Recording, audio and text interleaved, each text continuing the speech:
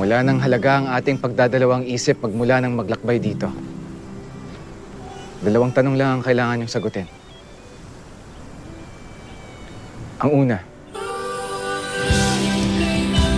iniibig niyo ba ang bayang ito? Kung gayon, tanggapin ang anumang kapalarang sasabihin natin sa ngalan ng pag-ibig.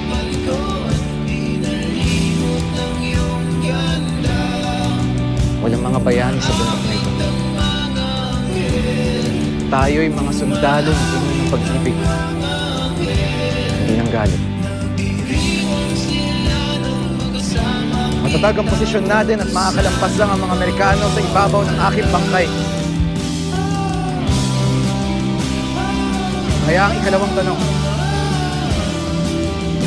nais niyo bang mamatay na tumatakbong mga duwag o mamatay sa pakikipaglaban?